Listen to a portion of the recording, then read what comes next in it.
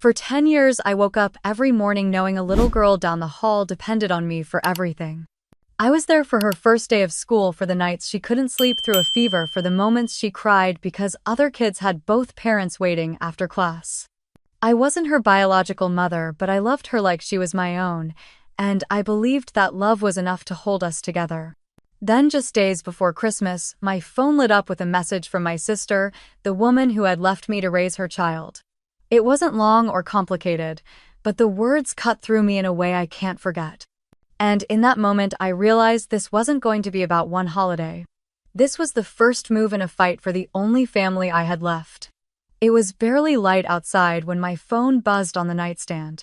I reached for it, still half asleep, expecting maybe a weather alert or a reminder from my calendar. Instead, I saw Jessica's name. The message was short, only a few words, but it sliced through me like ice. "Don't come to Christmas this year. You're not needed here." I just stared at the screen, my brain struggling to catch up. A second notification came through before I could react. It was from my mom, Patricia. "Hannah, stay home this year. Jessica wants it private." I sat up in bed, my heart thudding. The air in my Denver apartment suddenly felt thin and cold. For a moment, I told myself it had to be some kind of misunderstanding, a bad joke, maybe Jessica having one of her moods. But deep down, I knew she meant it. I swung my legs over the side of the bed, my bare feet touching the hardwood floor, and just sat there for a second. My eyes drifted to the pile of carefully wrapped presents stacked on the corner of my desk. A soft pink scarf for Mom, a leather wallet for Dad, a vintage baseball cap for Mark, a new pair of cleats for Emily, and a book she had been hinting about for weeks. I had spent hours picking them out, imagining the look on each face when they tore off the paper. My mind pulled me back to a gray February morning in 2014 when Jessica showed up unannounced at my old townhouse in Aurora. Emily was 4, clinging to my leg, her small backpack hanging off one shoulder. Jessica's car idled at the curb, suitcases piled in the back seat. "I just need you to take her for a little while," she said, avoiding my eyes as she adjusted Emily's coat. "Things with Mark are messy right now, and I got this job opportunity in Vegas. It'll only be a few months." I crouched to Emily's level, brushing a tear from her cheek. "You'll be okay here, sweet pea. We'll make it fun." She nodded, trusting me in that way only a child can. Jessica hugged her quickly, then pulled away like it hurt. She was gone before I could ask anything else. Those few months became years, and visits dwindled to birthdays and occasional holidays. Back in the present, I walked into the kitchen, filling the kettle for coffee, hoping the ritual would ground me. My phone was still in my hand, those 2 messages burning into my palm. I thought about calling Jessica, demanding an explanation, but I could already picture her smirk, the way she would twist every word until I was the unreasonable one. The smell of brewing coffee filled the air, but it did nothing to settle me. I picked up Emily's gift from the desk, a hardcover novel she had been talking about for weeks, wrapped in gold paper with a ribbon she would untie in one swift pull. I imagined her opening it, her face lighting up. Then I imagined her sitting under Mom's Christmas tree without me there, Jessica watching, pleased. I couldn't just sit here and pretend this was fine. I thought about the years I had rearranged my life to make room for Emily. Turning down work trips so I could be at her school plays, skipping nights out so I could help with homework. Using my savings to cover her braces last year when Jessica said she couldn't afford them. A sharp knock on the window startled me. It was Mrs. Crawford from next door, shuffling along the sidewalk with her little terrier. I waved half-heartedly, forcing a smile, then watched her disappear around the corner. She had seen me and Emily together almost every day for the last decade. People like her knew the truth about who had been there. I took a sip of coffee, bitter on my tongue, and scrolled through my messages again. The sting of being told I wasn't needed after everything I had given didn't just hurt. It ignited something deep in my chest, something that felt like a fuse catching.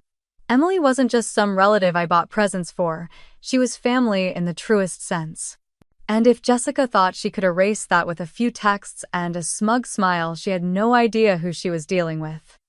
I set Emily's gift back on the desk, my fingers lingering on the smooth paper. I didn't know exactly what I was going to do yet, but I knew one thing for certain. This year I wasn't going to swallow the hurt and step aside like I always had. I leaned against the counter looking out at the pale winter light spilling over the city. 10 years of raising her child, 10 years of doing the work Jessica walked away from, and now she wanted me gone. I felt the heat rise in my cheeks, my pulse steady and strong. Not this time. I thought about the years that had brought us here, the quiet mornings and late nights that had shaped Emily's childhood. In my mind, I could see her small hand in mine the first day I walked her into Boulder West Elementary, her backpack nearly swallowing her whole. She had been nervous, twisting the strap in her fingers until I leaned down and whispered that I would be right there when the final bell rang. Her shoulders had eased a little, trusting me the way she always had since that day Jessica dropped her off on my doorstep. The routine became our rhythm.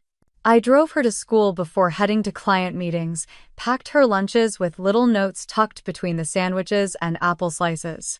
Some days I would park outside the school early, watching for her to run out with her friends, scanning the crowd until she spotted me. The way her face lit up in those moments could erase even the hardest day. Money was always tight, but I found ways to make it work. About $18,000 a year, give or take, went into keeping Emily's life steady. Tuition when Boulder West moved to a partial private program, braces in middle school soccer uniforms and piano lessons, field trips, and summer camps. Over 10 years it added up to around $180,000, a number that might have scared me if I had let myself think about it too often. But I never did. I just kept saying yes when she needed something, adjusting my own plans when I had to. Holidays were ours. I made sure of that. Christmas mornings with cinnamon rolls in the oven, birthdays with cakes I baked from scratch even if they leaned a little to one side. There were summers at the lake near Estes Park where she learned to swim without clinging to me, and winters spent building snowmen in City Park, our cheeks red and our fingers numb. She was 8 the first time she asked me about her mom.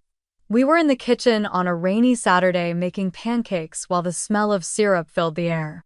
She was stirring the batter, her hair falling into her face, when she said in a quiet voice, "Hannah, why doesn't Mom live with us?"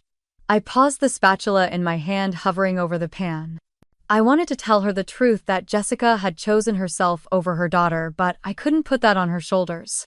Instead, I knelt down so we were eye level and said that sometimes adults make choices that kids don't understand, but that it didn't mean she wasn't loved. She looked at me for a long moment, then nodded, and I felt the tension in her little body ease. Over the years, those questions came and went, usually late at night when the house was quiet. I answered as honestly as I could without breaking her trust in the woman who had given her life. It was a careful balance, one I tried to hold even when Jessica barely called or sent a card. The bond we built was made of all those small moments. I was the one who sat in the front row at her choir concerts, the one who stayed up past midnight gluing pieces of a science project back together after the cat knocked it over. I was there when she got her first A on a math test she thought she would fail, and when she struck out 3 times in a softball game and wanted to quit. But there was one night I will never forget. Emily was 10, and a fever had crept up out of nowhere. By the time I got her home from school, she was flushed and glassy-eyed, her little body trembling under the blanket. I sat with her on the couch counting the minutes until the children's clinic reopened after lunch. The doctor said it was the flu, and we drove home through falling snow with a paper bag of medicine on the seat between us. That night her fever spiked and I could feel the heat radiating off her skin.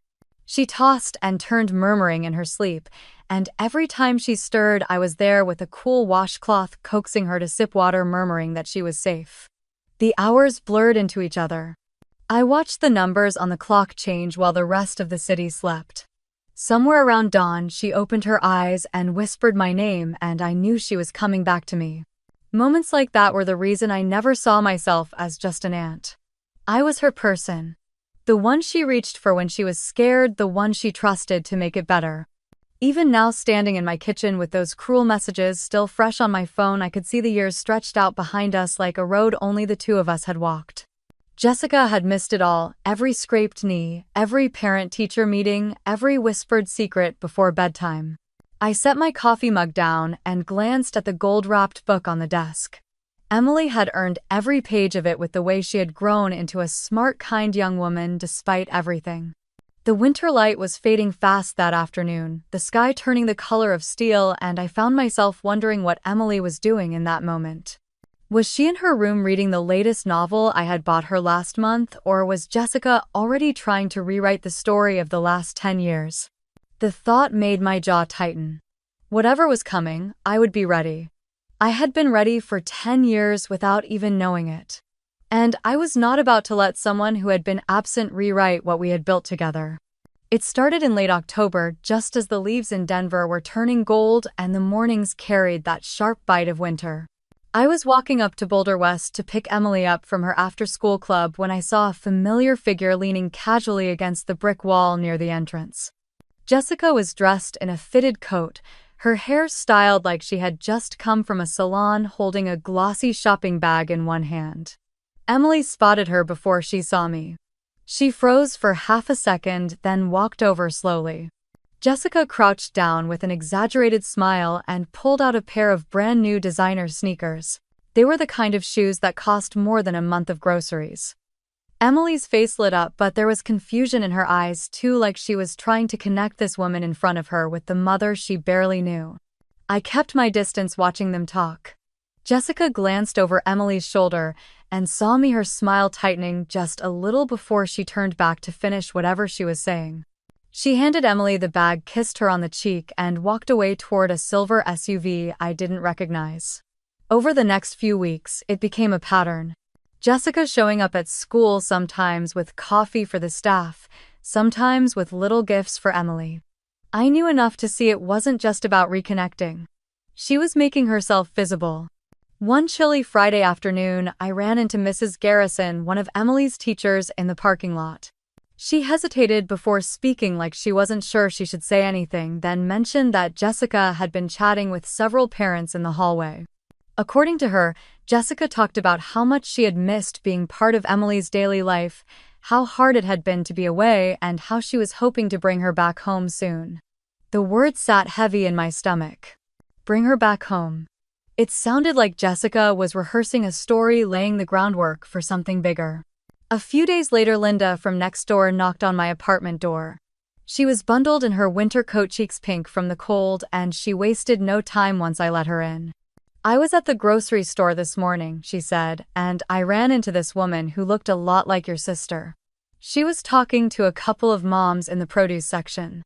I didn't catch everything, but I heard her say you were keeping Emily from her because you liked the support checks. I laughed, but it was the kind of laugh that comes from disbelief, not humor. There were no support checks. Jessica hadn't contributed a single dollar in a decade. Linda's eyes softened as she put a hand on my arm. I know it's not true. Everyone on this block knows who's been raising that girl. But you should be aware she's trying to paint a picture. That night after Emily went to bed, I sat in the living room with the lamp casting a warm pool of light over the coffee table. My mind ran through every interaction I had seen lately, every smile Jessica had flashed, every carefully chosen word. This wasn't random. She was building a case, not in a courtroom yet, but in people's minds.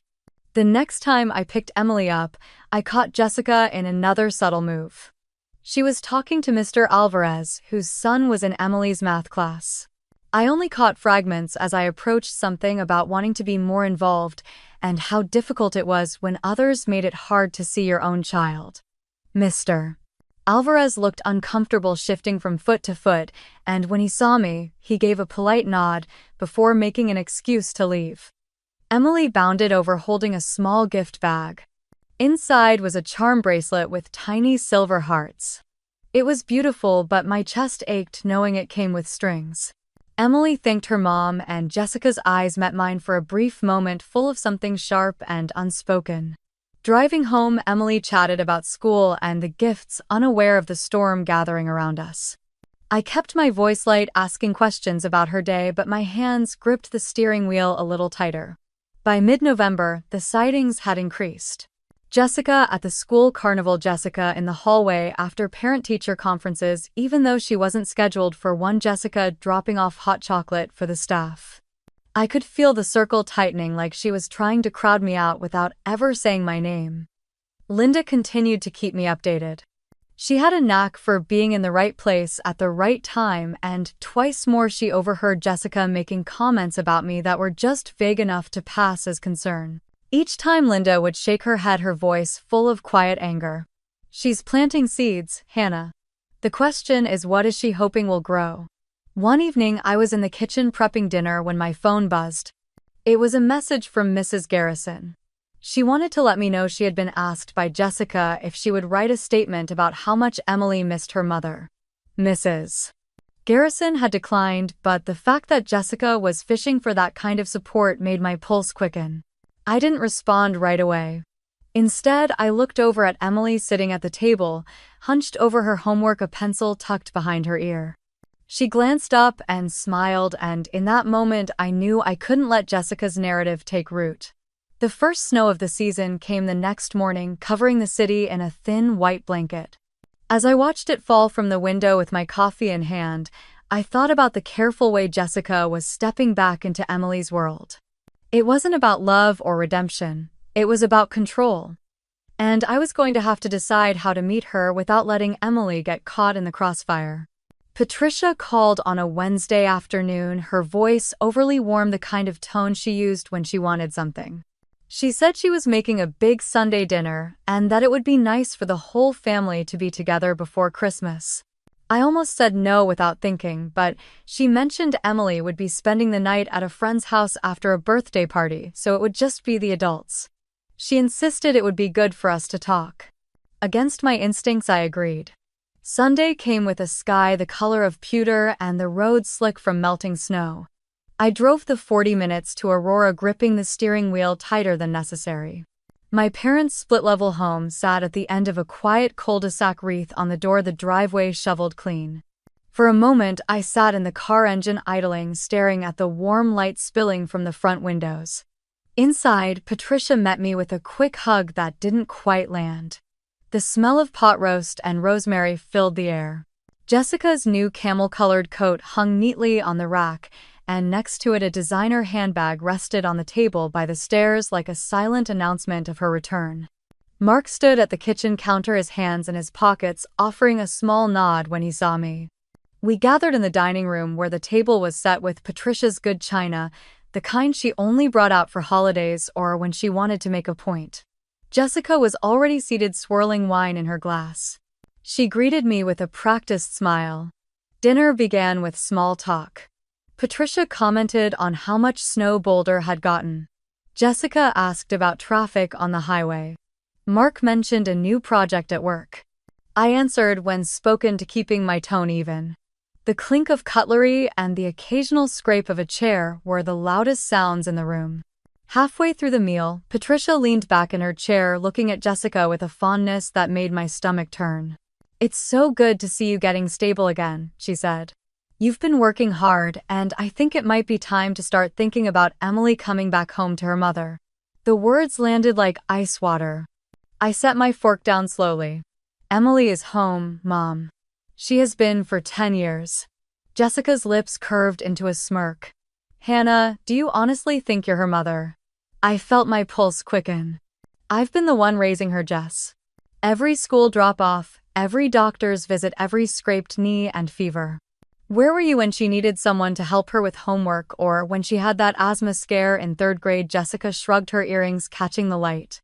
"People change. I'm here now. And Emily deserves to be with her real family." Mark kept his eyes on his plate, chewing slowly, like if he didn't move too much the moment would pass without him. Patricia's voice was calm but sharp. "Hannah, you've done a good job, but you're just the caretaker." For a second, the room was completely still.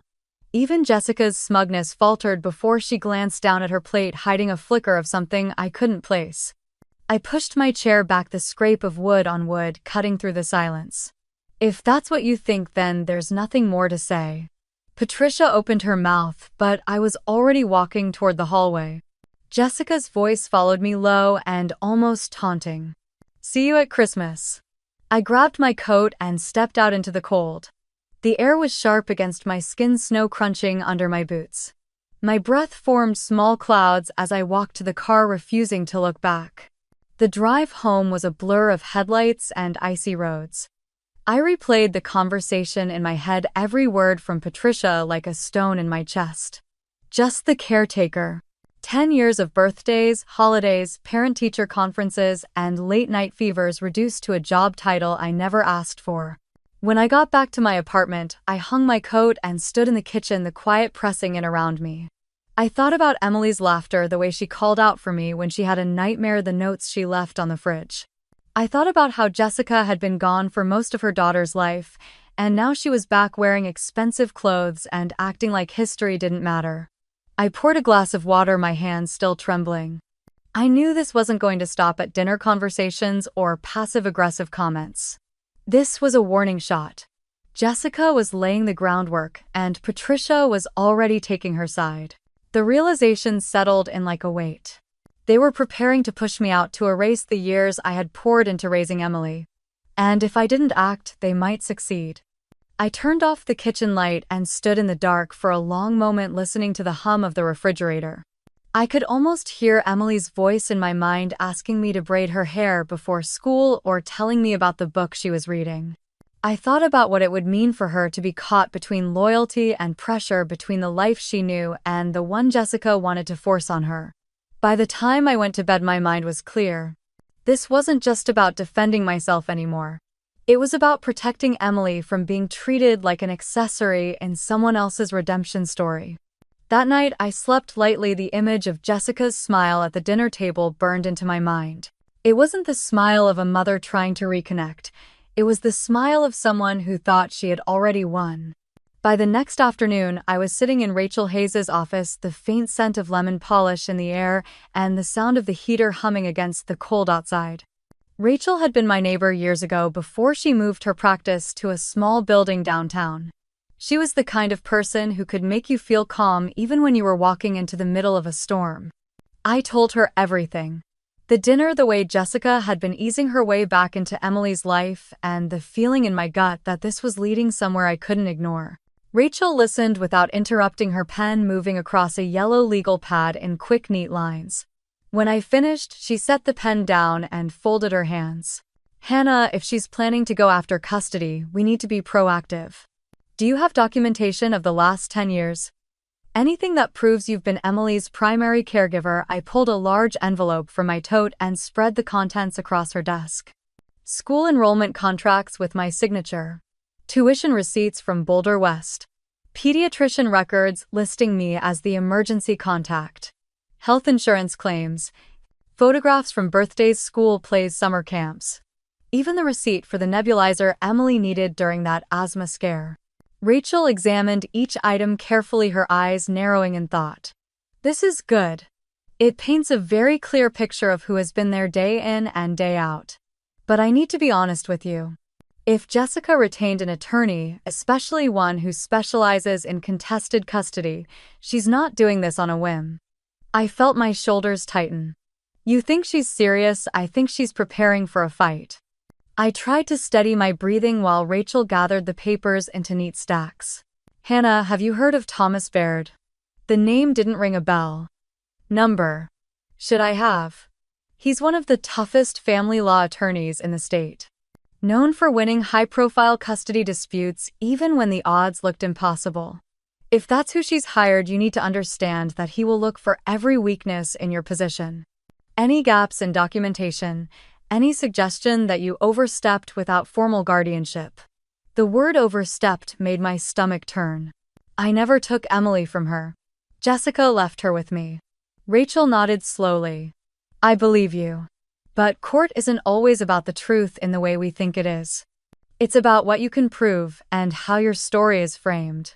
I glanced at the pile of documents, suddenly wondering if it would be enough. Rachel leaned back in her chair, studying me. Do you have any written agreement from when Jessica left Emily with you? Number. She said it was temporary, but she never came back for her. It just became life. Her expression tightened. That could be the opening they use. If they claim it was always meant to be temporary, they might argue you are withholding Emily. I felt heat rise in my chest. Withholding? I kept her fed, safe, loved. I was there every day while Jessica was off in California or Vegas or wherever she decided to vanish to. I know. And that's why we're going to document everything. I want you to write a detailed timeline of the last 10 years. Dates, events, any witnesses who can back it up. Teachers, doctors, neighbors, friends. The more people who can confirm your role, the better. I nodded already, thinking of Linda next door, Mrs. Collins from Emily's kindergarten class, Dr. Shaw, who had treated Emily since she was 5. Rachel slid my envelope back toward me. We'll also need to think about Emily's voice in this. She's 14 now, which means the court might consider her preference. That thought was a small flicker of relief, but it was tangled with dread.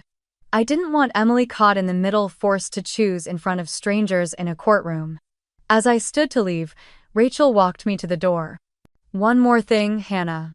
If Baird is involved, expect him to dig into your finances, your work history, even your personal life. He'll want to paint you as unstable or unfit. Don't give him anything to work with. The winter wind hit me as soon as I stepped outside, sharp enough to sting my eyes. I tucked the envelope under my arm and started toward the parking lot, my mind spinning. That night, I spread the documents out on my kitchen table, making neat piles like Rachel had done. I opened my laptop and began a blank document, typing out the first year I had, Emily. The first day of preschool. Her favorite teacher. The night she woke up with a fever so high I thought I'd have to call an ambulance. Every detail felt like a stitch in a quilt I had been sewing for a decade without realizing someone might try to rip it apart. The snow outside had stopped, leaving the streets glittering under the streetlights. I sat there for hours, the glow of the laptop lighting my hands, knowing this was only the beginning. Whatever Jessica's next move was, I had to be ready before she made it. My phone buzzed on the table, the screen lighting up with Mark's name. I hesitated before answering, half expecting his voice to carry bad news. Hannah, he started, his tone low and urgent. I need to tell you something before you hear it from someone else. Jessica's pushing to get Emily back before Christmas. She's already talking to Mom and Dad like it's a done deal. I gripped the edge of the table. And I don't agree with it. I told her it's wrong. But you know how she is when she sets her mind to something. She's been collecting things. Collecting what he exhaled hard into the phone. Recordings. Little clips. She's been editing them, cutting things up to make you sound, I don't know, unstable or manipulative. A wave of heat rushed to my face. That's ridiculous. What kind of recordings? I'm not sure how many, but I know she's got at least one she's been playing for people. She says it proves you've been keeping Emily from her. My hand tightened around the phone. She left Emily with me for 10 years, Mark. 10 years. I know, he said quickly, and I believe you. But she's good at twisting things. There was a pause, then the sound of a notification pinged on my end. I glanced down to see a message from him. Check that. I opened it and played the attached audio. Jessica's voice came first, low and trembling. You can't just keep her from me, Hannah. She's my daughter. Then my own voice, clipped and sharp. She's not going anywhere. The recording stopped there, the abrupt silence making my stomach knot. That's not the whole conversation, I said, my voice shaking. She'd shown up drunk. Emily was asleep upstairs. She was yelling at me in the driveway. I told her she wasn't taking her anywhere that night. I know, Mark said, and I'll get the full version. She played that clip for Mom, for Dad, for a couple of people at church. You can guess what they think now. I pressed my hand to my forehead. Emily can't hear about this. She'll think I've been lying to her. Then keep calm around her, Hannah. She's a smart kid. If you act rattled, she'll know something's wrong. I'm going to see if I can get the uncut recording from Jessica's phone or laptop. Just be careful. There was an edge in his voice, something protective but also strained. Mark had always been the one in the middle, pulled between blood and conscience. After we hung up, I sat there staring at the short audio clip on my screen. It was only 9 seconds long, but it felt like a lit fuse. I could imagine Jessica pressing play over and over for anyone who'd listen, her eyes wide in mock hurt, letting them fill in the rest of the story however they wanted. I forwarded the clip to Rachel with a short message. This is what she's doing. Call me tomorrow. Then I set my phone down and went to check on Emily. Her bedroom door was slightly ajar, a soft glow spilling out. She was curled up on her bed with a book hair falling over her face. "Hey," I whispered, leaning on the doorframe. She looked up and smiled. "Just finishing this chapter." I nodded, forcing a smile back. "Don't stay up too late. Big day tomorrow." She laughed. "It's Saturday, still counts." I closed her door gently and stood in the hallway for a long moment, listening to the faint sound of her turning a page. The thought of her being dragged into whatever Jessica was building made my chest ache. Back in the kitchen, I replayed the clip again, this time, listening not just to the words but to the background. There was the faint sound of wind, a car door shutting far off. No sign of the slurred insults Jessica had hurled at me that night. No trace of the smell of whiskey that had hit me when she stumbled out of the Uber. The injustice of it made my hands shake, but beneath that was something colder: resolve. If she was willing to fabricate evidence, then she was already far past wanting reconciliation. This was strategy. And I would need my own. I spent the next hour pulling up old texts from the night of that confrontation. Messages to Linda asking if she could come over because Jessica was outside yelling. A time-stamped call log to Mark unanswered. When my phone buzzed again, it was a short message from him. "Working on it. Be ready." I locked my front door, checked it twice, then shut down the lights in the house. In the dark, my living room felt smaller, the walls closer. I knew sleep wouldn't come easily, but I also knew I couldn't afford to unravel now. Emily needed normalcy. In the morning, I would give her pancakes, talk about school, and pretend the ground beneath us wasn't shifting. At least until I had something solid to stand on again. By the time I pulled into the parking lot at Boulder West that afternoon, the sky was already dimming with the early winter sunset. I spotted Emily standing by the bike racks with her backpack slung over one shoulder. She wasn't looking around for me like she usually did. She was still, her head bowed slightly, and then I saw why. Jessica was there, phone pressed to her ear, her back to me, but angled just enough for Emily to catch her words. I could only hear fragments as I walked closer, but they landed sharp. "She's living off my kids' love. Always has. She's a loser who never moved on with her own life." Emily's eyes darted to me, wide and stunned. Jessica turned just enough to see me, her smile tight, before she spun back to her car and slipped inside, still talking. She didn't even say goodbye to Emily. When I reached her, Emily's voice was a whisper. "Can we go?" The drive home was quiet except for the hum of the heater. Emily stared out the window, twisting the strap of her backpack in her hands. Halfway down the block, she finally asked, barely audible, "Is that what she really thinks?" My grip on the steering wheel tightened. "Emily." She turned toward me, tears welling. "Is she right? Are you going to leave me?" The question hit harder than anything Jessica could have said to me directly. I pulled over, putting the car in park, and turned to face her fully. "Hey, look at me." She blinked at me, her cheeks flushed from the cold. "I'm not going anywhere, ever. I have been here every single day for 10 years. I will be here tomorrow and the day after that and every day after. Nothing she says changes that." Her lip trembled, and then she lunged forward into my arms. I held her tight, feeling the way her small frame shook against me, the years of stability I had tried to build for her now rattled by a few careless, cruel words. When we got home, I made her hot cocoa and sat with her at the kitchen table. She sipped it slowly, her eyes fixed on the steam curling upward. "Can we not talk to her for a while?" she asked. I hesitated. "We might not have that choice soon," I said gently. "But no matter what happens, you get to know the truth. She hasn't been the one here with you." "I have." Emily nodded, but I could tell the wound was still fresh. That evening, Linda stopped by with a tin of cookies, brushing snow off her coat as she came in. She glanced at Emily, then at me, reading the heaviness in the room immediately. "Everything okay?" I shook my head slightly. "We had an incident at school." Jessica was there, talking to someone on the phone loud enough for Emily to hear. Linda's brows knitted. "What did she say?" Emily answered quietly. "She called Hannah a loser. Said she was just keeping me for herself." Linda set the cookies down, her voice firm. "That's not just rude, that's wrong. I've seen what's real. You've been her mom in every way that counts." She pulled me aside in the hallway while Emily went to her room. "If this turns into a legal thing, I'm willing to speak up."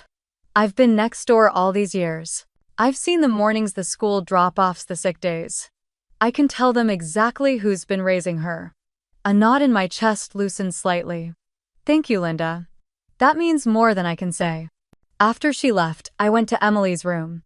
She was curled under her blanket reading. I sat on the edge of her bed brushing a strand of hair from her face.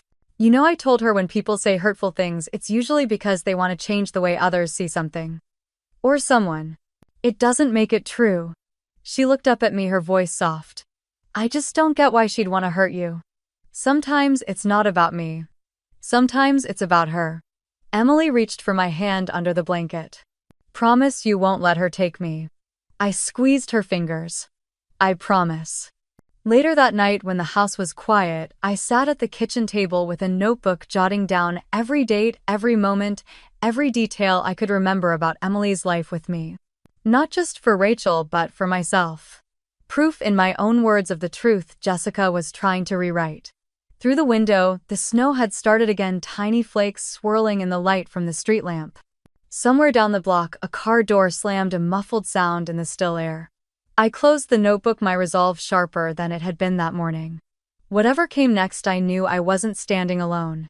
2 mornings later, a knock at the door pulled me from the kitchen. I wiped my hands on a dish towel and opened it to find a man in a heavy coat holding a thick envelope. Hannah Porter, he asked, his breath clouding in the cold air. When I said yes, he handed it over and left without another word. The seal on the front was from the Denver Family Court. My stomach dropped before I even opened it. Inside was the summons printed in neat black type notifying me that Jessica Porter had filed a petition for full physical and legal custody of Emily Grace Porter. The date for the preliminary hearing was set for the 23rd of December. I stood there in the doorway, reading the words again and again, feeling the weight of the paper in my hands. Emily was still asleep upstairs. I couldn't let her see my face right now. Rachel picked up on the first ring when I called. Bring it to me now, she said. No delays. Her office downtown felt warmer than the winter light outside, but the air inside was tense. Rachel spread the papers on her desk, reading every line, her brow furrowing as she went. This is aggressive, she said, finally. She's asking for an emergency change in custody before the holidays. Can she do that? I asked. She can ask, Rachel replied. That's why we need to be ready tomorrow. We'll respond today with a motion to keep Emily where she is until a full hearing. I opened the folder I'd been building for weeks and set it in front of her. School enrollment records, medical bills, receipts for school trips, ballet classes, braces, photographs of birthday parties, summer vacations, scraped knees, all of it. Rachel flipped through, nodding. This is exactly what we need. I'll also get statements from the key witnesses you mentioned. Linda next door, Emily's teacher, maybe even her pediatrician. 10 years of consistent care is a hard thing to argue against. What about her lawyer? I asked. Rachel's mouth tightened. Jason Feldman. He's sharp. He's also not afraid of playing dirty if it wins. I've seen him turn cases on a single out-of-context moment. We'll make sure he doesn't get that here. By afternoon, Rachel had drafted our response. I read the pages carefully, my own name and Emily's printed over and over, the language clear that removing Emily now would disrupt her stability and well-being. That I had been her primary caregiver since age 4. That there was no evidence of harm, neglect, or instability in my home. The next day, the courtroom was quiet except for the shuffle of papers and the low hum of the heating vents. Jessica sat at the opposite table in a fitted navy coat, her hair perfectly styled. She didn't look at me once. Her lawyer leaned close, whispering something that made her lips curl into the smallest smile. Judge Thomas Reed was a man in his early 60s with silver hair and sharp eyes that scanned the room as he settled into his seat. He glanced down at the file in front of him, then looked up. Miss Porter, he began, addressing Jessica's side. I've read your petition for immediate custody transfer. Given the proximity to the holidays and the potential impact on the child, I'd like to hear the basis for urgency. Jessica's lawyer rose smoothly. Your Honor, my client has recently reestablished a relationship with her daughter and believes the current arrangement is preventing meaningful bonding. Additionally, there are concerns about the child's exposure to negative commentary regarding her biological mother. My jaw tightened, but Rachel placed a steadying hand on my arm before standing. Your Honor, my client has been the sole consistent caregiver for 10 years. The child is thriving academically, socially, and emotionally. Removing her days before Christmas would be traumatic. We have provided documentation of my client's full financial and parental support, as well as witness statements from neighbors, educators, and healthcare providers. The judge turned back to Jessica's lawyer. Any evidence of harm or neglect? A pause. Not at this time, Your Honor. The silence stretched before Judge Reed nodded once. Then here is my ruling for now. The child will remain with Miss Hannah Porter until the full hearing scheduled after the holiday. This is in the interest of stability and minimizing disruption. Jessica's jaw tightened, the muscles in her cheek flexing before she quickly composed herself. Her lawyer whispered something again, but she didn't smile this time. Rachel gave me a small nod. We had won the first round, but it was only temporary. Outside, the cold air hit my face like a wake-up call. Rachel pulled her coat tighter. This buys us time, she said. We use it to strengthen everything. Get more witnesses, more records. Anything that shows your care for Emily is not just consistent, but irreplaceable. I looked back toward the courthouse steps where Jessica was standing with her lawyer, her eyes following me without expression. For the first time in weeks, I didn't look away. We'll be ready, I said quietly. When I got home, Emily was in the living room building a small paper Christmas village on the coffee table. How was it, she asked, glancing up. It was fine, I told her, kneeling to help her fold a paper roof into place. You're staying right here for Christmas. Her face lit up, and for that moment the weight in my chest eased. I didn't tell her about the rest. Not yet. Snow was already falling again by the time I left the house on Christmas Eve. The gifts were stacked neatly in the back seat, each one wrapped in red or gold paper, with Emily's name written carefully in my handwriting. I told myself this wasn't about Jessica or Patricia. It was about Emily. About her knowing that I tried. The streets to Aurora were quiet, just the occasional set of headlights cutting through the white haze.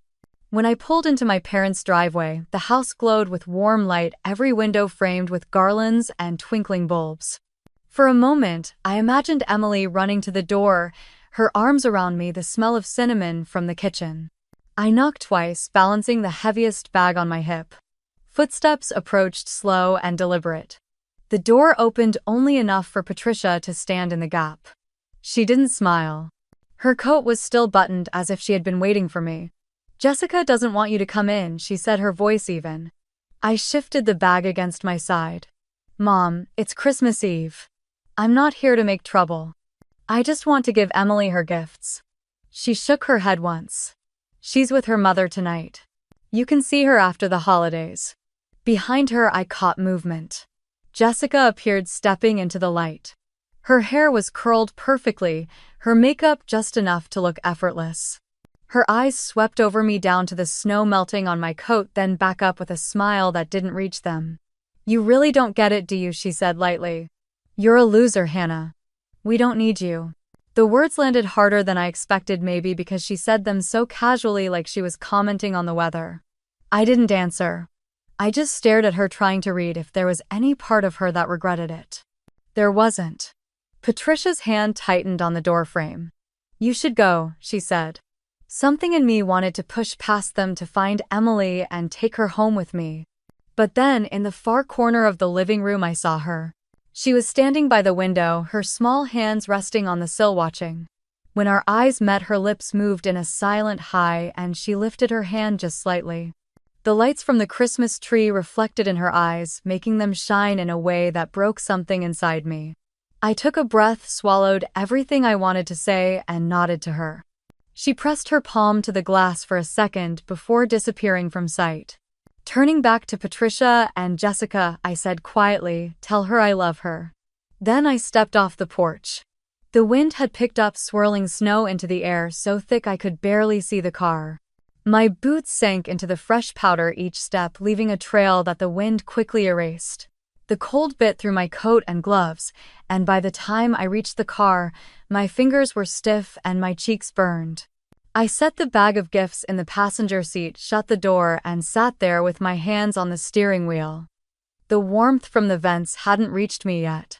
Through the windshield, the house was still glowing, but from here it looked like a picture in a frame, sealed off and unreachable. The drive back was slower, the snow now falling in heavy sheets. The roads were nearly empty, and the world outside felt distant, muffled. At a stoplight, I glanced at the passenger seat, at the red and gold packages stacked neatly. They seemed heavier now, not from the weight of what was inside, but from everything they carried with them. By the time I pulled into my own driveway, the snow had already covered my earlier tracks. I sat in the car for a long moment before finally taking the gifts inside. I didn't put them under the tree. Instead, I left them in the corner of the living room, untouched, the paper still crisp. The house was silent except for the faint hum of the heater. I hung my coat, kicked off my boots, and stood at the window. Snowflakes drifted past the glass, catching the light from the street lamps. Somewhere across town, Emily was unwrapping presents, maybe laughing, maybe glancing toward the door and wondering why I hadn't come in. The thought pressed hard against my chest, but I stayed where I was, watching the snow until the shapes outside blurred and the night closed in. The phone rang just after noon on the day after Christmas. I had been sitting at the kitchen table with a half-finished cup of coffee, staring at the list of court documents Rachel had asked me to prepare. Mark's name lit up the screen. For a second, I thought about letting it go to voicemail, but something in me knew I needed to answer. "Hannah," his voice was low, almost hesitant. "I owe you an apology." I sat back in the chair. "For what exactly?" "For staying quiet. For not telling you everything when I should have." There was a pause, and I could hear him breathing on the other end, as if he was working up to something. "She's been lying about you. Not just to Mom and Dad. She's been going around to parents at Emily's school telling them you're unstable, that you've been living off her generosity, that you're keeping Emily from her out of spite." My hand tightened around the phone. "I know, Mark. I've heard some of it already." "No, you don't." He took a breath. "I have proof." There was a faint click, and then his voice faded as a recording began to play through the line. It was Jessica's voice, sharp and careless, the kind she used when she thought she was untouchable. "Of course she's attached to Hannah," she was saying. "Hannah's made sure she depends on her for everything. People eat that up, the single woman raising her niece story. But it's not real. She's just been milking it for sympathy." In the background, I could hear the clink of glasses and low laughter, like it was at some casual gathering. Then Jessica's voice again, lighter but more cutting. "I'll have her painted as unstable by the time we're in court. Nobody's going to believe her over me." The recording ended, and the silence on the line was heavier than before. Mark spoke again. "That was just part of it. I've got the full file." She didn't know I was in the room when she said some of it, and I caught the rest on my phone later. "Why are you telling me this now?" "Because I thought she'd stop. I thought maybe it was just anger. But she's gone too far, Hannah. And I can't watch her tear you apart when I know the truth." I swallowed hard, my chest tight. "Send it to me, all of it. You'll have it in 5 minutes." True to his word, the files arrived in my inbox before I'd even stood up from the table. I clicked through them, each clip a piece of the same puzzle. Jessica laughing about convincing certain parents to refuse to speak on my behalf. Jessica describing exactly how she had edited short recordings to make me sound angry or careless. Jessica promising someone that Emily would be back with her before the year was over. By the time I reached the end, my hands were shaking, not from fear but from something colder. This wasn't just a custody battle. It was calculated character assassination. I forwarded everything to Rachel with the subject line, "Urgent." Less than 10 minutes later, my phone rang. "Tell me you didn't edit these," she said without preamble. "They're untouched." Straight from Mark's phone. Her tone shifted, a controlled excitement under her professionalism. "This is gold. This isn't just hearsay. It's her own words describing intent to mislead the court and manipulate witnesses. If the judge hears this, it could destroy her case." I leaned against the counter, exhaling slowly. "Will it be enough?" It's more than enough to file a motion for sanctions and to question her credibility in front of the judge. And if we can connect this to any false statements she's made in her filings, we can push for penalties. For the first time in weeks, I felt something close to relief. When do we move? Rachel was already outlining steps. I'll file the supplemental evidence first thing in the morning. We'll request an expedited review before the hearing. And Hannah, this changes everything. After we hung up, I saved the files to 3 different drives, labeling each one like it was part of a personal archive I would never let disappear.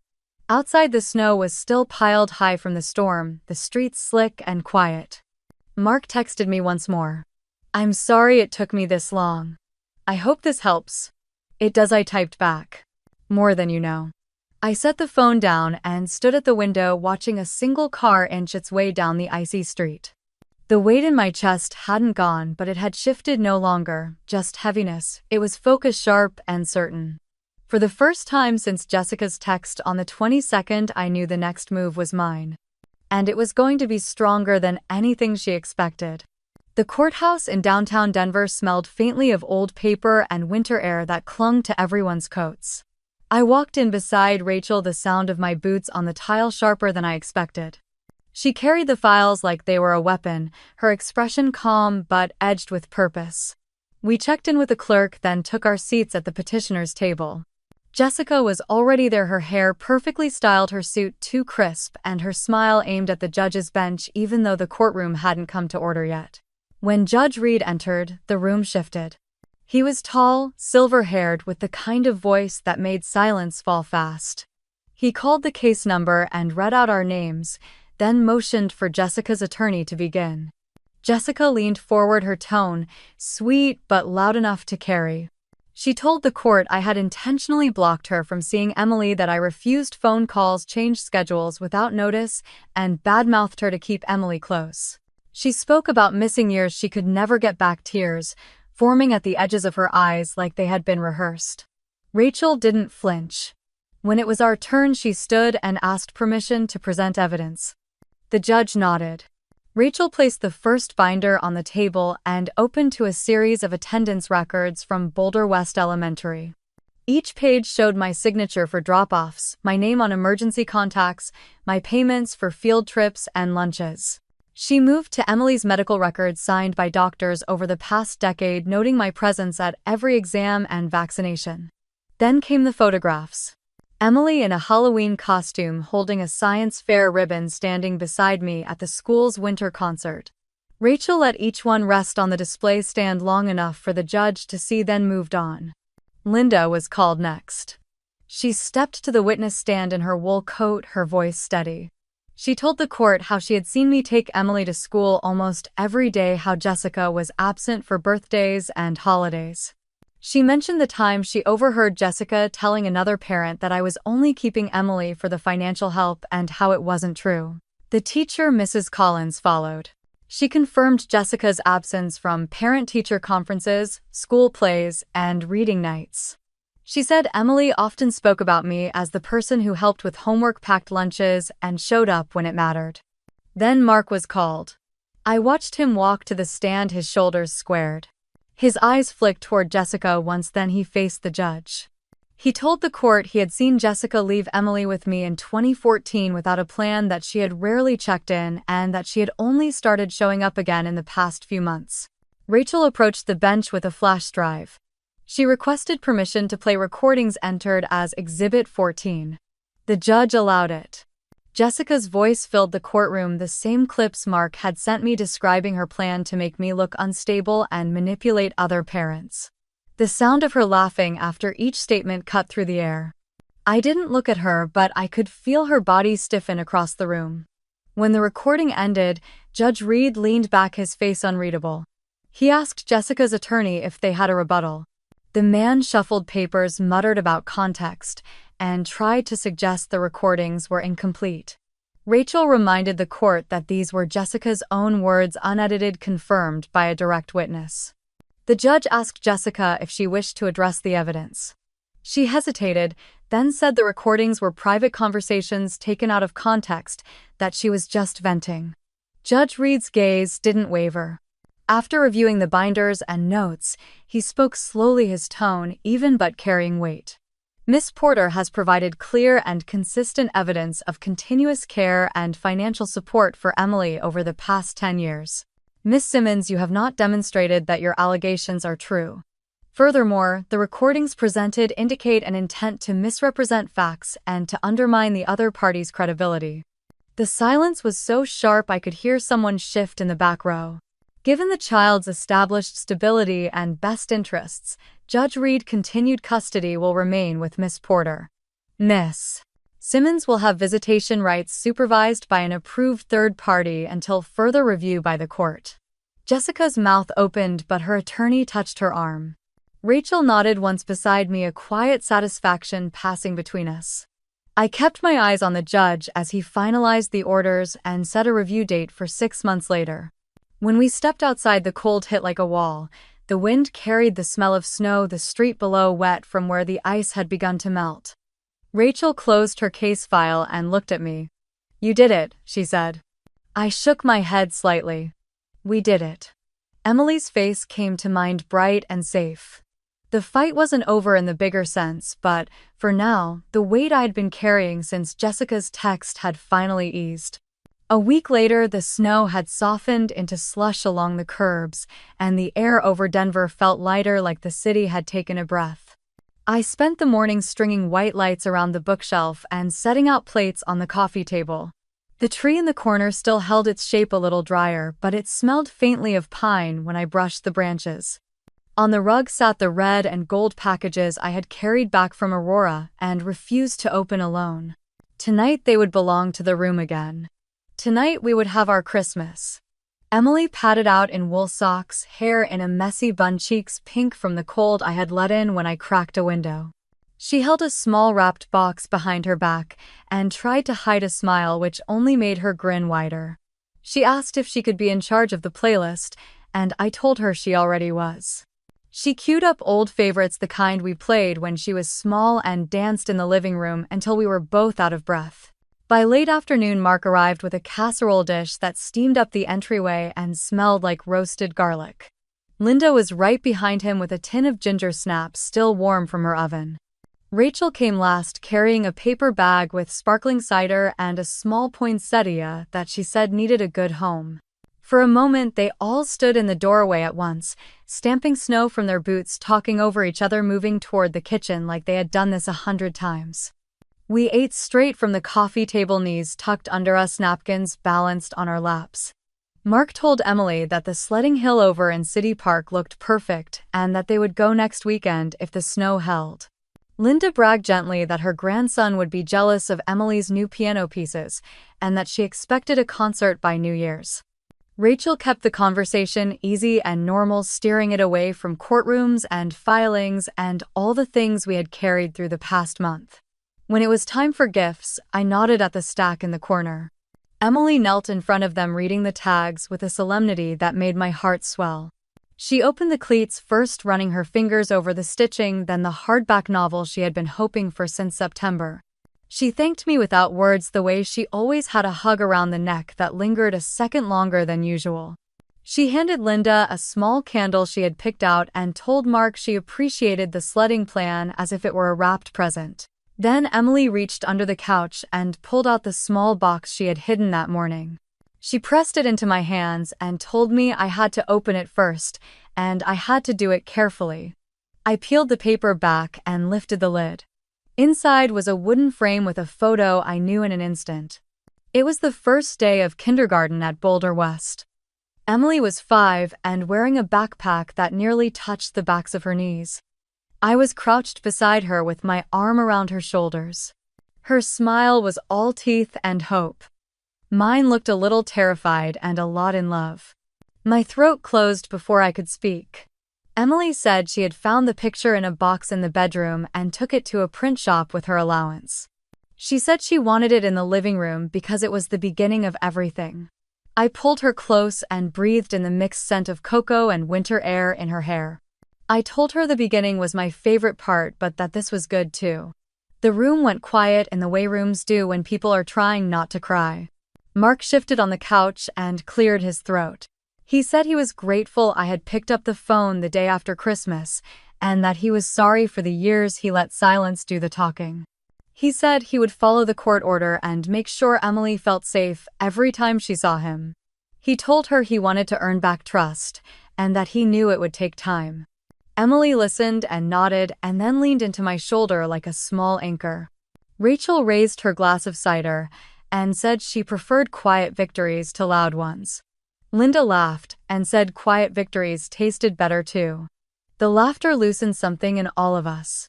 I felt the knot in my chest unknot one thread at a time. After dinner, we moved the photo to the wall above the couch. Emily insisted on choosing the exact spot. A hair to the left, she decided, and then she stepped back with her hands on her hips like a curator at a museum. The frame caught the light from the tree and threw a soft glow over the room. I watched her look at it, and I knew she saw the same thing I did, a line drawn from then to now unbroken. Later, while Mark washed dishes with Linda directing him like a general, Rachel and I stood at the sink drying. She asked how Emily was handling everything, and I told her the truth. Some days steady, some days unsure, most days brave beyond her years. Rachel nodded and said the review hearing in 6 months would likely be routine if nothing changed. She said supervised visitation would start after the first of the year at a center near Capitol Hill and that I would not have to be there if I did not want to be. I felt the weight of that mercy and told her she had given us a gift I did not know we could ask for. When the plates were put away and the last of the cider had been poured, Mark slipped his coat on and stood by the door with his hands in his pockets. He said he would call before the weekend to set up the sledding trip and asked if we needed anything from the hardware store. Then he looked at Emily, then at me, and said thank you in a way that covered a decade. Linda hugged us both and told Emily she expected to hear the piano upstairs every afternoon until school started again. Rachel squeezed my shoulder and said to sleep while I could. That calm was a kind of holiday and I deserved it. The apartment grew quiet after they left. Outside, the streetlights hummed. The snow had settled back into a thin crust over the sidewalks, sparkling when car headlights passed. I turned off the overheads and left only the tree and the little string of lights along the shelf. The room looked softer, like it had finally exhaled. Emily curled up with her new book, feet tucked under a blanket. She asked if the photo looked straight from where I sat, and I told her it was perfect. She set the book down and looked at me with that open face I had known since it fit into the crook of my arm. She said she was glad we had our Christmas. She said it felt like a house could be a promise if the right people were inside it. I felt a sting behind my eyes and nodded. We spoke quietly about the schedule Rachel had explained. Emily asked what supervised meant, and I told her it meant a kind adult would be there to make sure visits stayed kind. She seemed relieved in a way that made me both grateful and sad. She asked if she had to go if she did not feel safe, and I told her that her feelings mattered and that I would always listen. She smiled a little and leaned her head on my shoulder. When I tucked her in, she asked if the frame would still be there in the morning. I said it would. She asked if I would still be there too. I smiled and said I was not going anywhere. She closed her eyes with a small contented sound, and I stood in the doorway for a moment watching the slow rise and fall of her breath, the quiet proof that this was home. Back in the living room, I sat on the couch beneath the photo and let the quiet settle. I thought about the months behind us and the years before that. I thought about the ugly words thrown in doorways and the colder ones written onto legal paper. Then I thought about tonight. About warm plates and easy laughter and a child's hand slipping a picture into a frame. The balance between loss and gain felt honest for the first time in a long time. If you're listening to this and you have carried a story like mine, I hope you felt seen tonight. If you have walked through holidays with an ache in your chest and still set a plate for hope, I hope you felt less alone. Tell me where you found your people. Tell me what held when the rest fell away. Share your story in the comments so someone else can borrow your courage. If you want more nights like this one where justice is quiet and love is loud, stay with me here and subscribe so we can keep building a place for stories that choose family on purpose.